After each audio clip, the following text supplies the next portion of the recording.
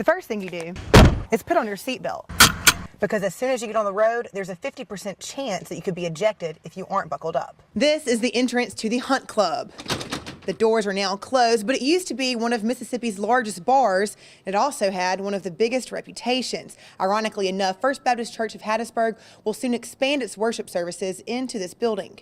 After the tornado, people had a lot of choices to make, how to even start the cleanup process and what to do next. For this family, they decided to completely rebuild their South 34th Avenue home, whereas compared to their neighbors just right across the street, they completely tore down their home. Their lot is now up for sale, and they decided to start anew somewhere different. I'm here in Wayne County, just in the northeastern part of the county, where earlier this morning around 9 o'clock, there was an oil explosion at the tank on the oil rig here. Now you can see just behind me, that's the workover rig. You can't see the tank that caught on fire, but on the ground down there, there is a tank on that oil rig that caught on fire and exploded. I am here at the Wear Watch party here at the venue in downtown Hattiesburg, and as you can probably see and hear behind me, the crowd is continuing to grow. The energy is very high here. People are just having a blast. Dave Weir himself is not here yet. We heard that he is with his family still right now. He has not yet made it to his watch party, but of course, they are hoping that later tonight, this is not only a watch party, but also a victory party. So let's give you a few up-to-date numbers. Last that I looked before this shot started, it was 8 of 14 precincts reporting. Weir was in the lead with 56%, so we are still waiting on 6 of those other 14 precincts reporting. And let's just go over a few numbers here. As we mentioned earlier today, 28,000 people are registered to vote in the city of Hattiesburg, about 28,000. And since the June 4th election, almost 2,000 people have registered.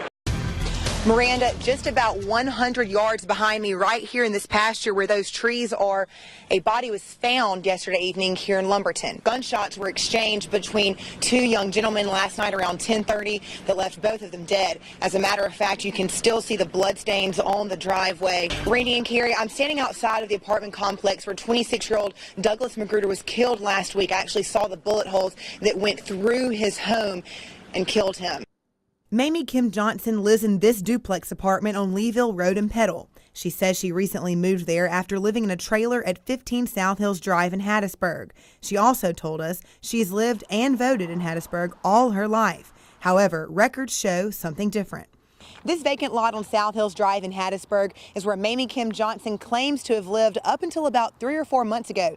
It's also the address she used to vote in the Hattiesburg election. But take a look around and you can see the tall pine trees and the growing grass, and those give indication that no one has been here at this lot in quite some time. But not only that, water records show no water has been consumed from this lot since 2005. According to Forest County property records, Mamie and Clarence Johnson paid taxes on the South Hills Drive address, but their mailing address is listed as Darby Road in Raw Springs. The records also indicate there is a double-wide mobile home on the South Hills property until its deletion from the system in 2008. But this Google Map image from 2007 shows no mobile home on the property.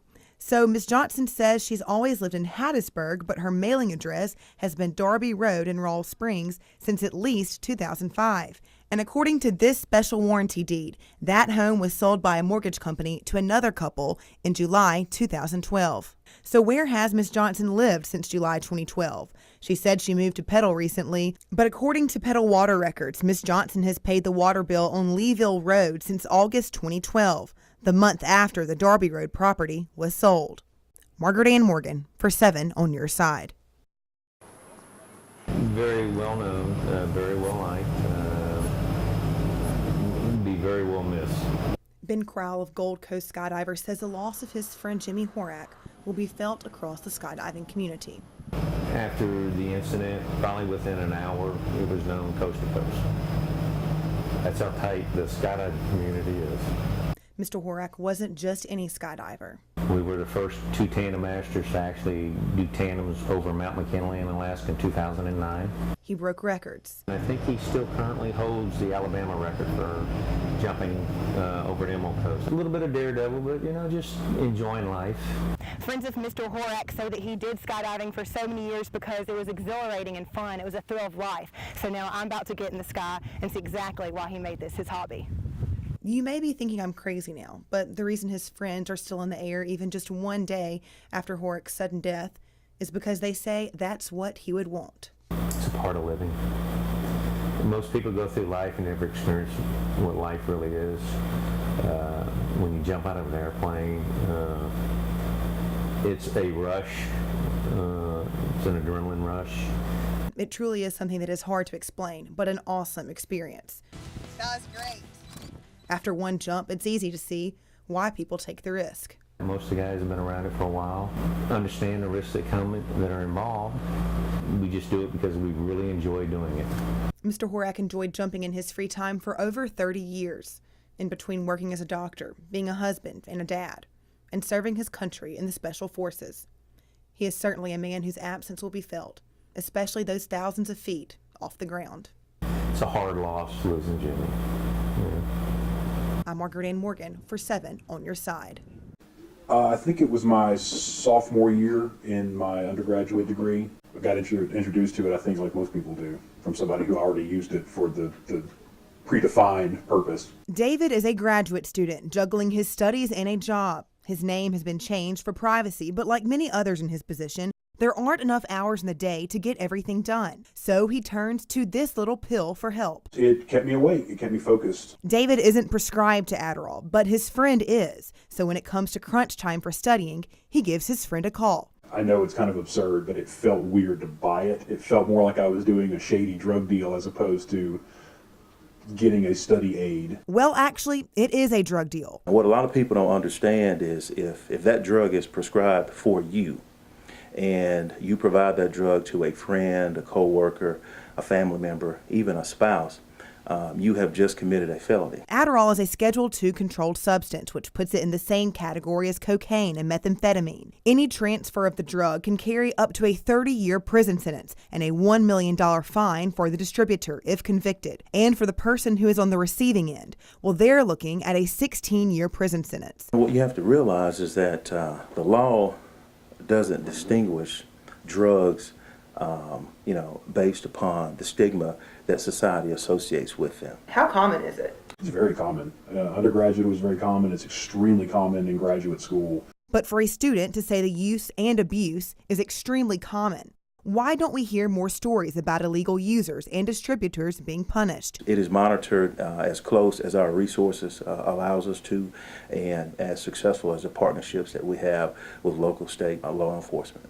Maxwell says the Bureau of Narcotics has a working relationship with the United States Drug Enforcement Administration, as well as the Board of Pharmacy and Board of Medical Licensors. And there's also an interagency unit that is tasked with focusing on groups and individuals who burglarize independent pharmacies. More than anything, we've seen a dramatic increase in the misuse and abuse of pharmaceuticals as a whole. As far as David is concerned, though, he does not consider himself an abuser. I can't bring myself to be worried about it too much when it's an occasional use to better myself, essentially to finish my degree and put myself in a better position in life. Stacy Rivette has owned the land where Seminary Canoe Rental is now located since 1997. But now there's an issue of erosion on that part of the Okatoma. I've lost about 3.5 acres right here. I think doing what everybody else was doing. This is what he's doing, moving that large mound of sand with a bulldozer, and his reason is pretty simple. Just trying to save my land here. We're just putting it back where it used to go, like you see right there is all. Bringing in the sand and it's washed up over there and backfilling here along the banks. Rivette says it's been a problem for over 10 years, but a question that remains to be answered, is he doing this legally? I mean, did you have to, get permission to bring in a bulldozer over here and do it? No, it's my land here. I'm paying the taxes on it. Can you just change the way the creek's path runs? The river's path runs? Well, it wasn't very hard to change there, It just domed up there, over the years, and so too there, and we simply just had to take that embankment out, and it went back to the original core. The Mississippi Department of Environmental Quality is now aware of Rivette's project and made a visit to the site today. Whether the project stops or continues with or without help of the state is not yet determined. I'm Margaret Ann Morgan for 7 on Your Side.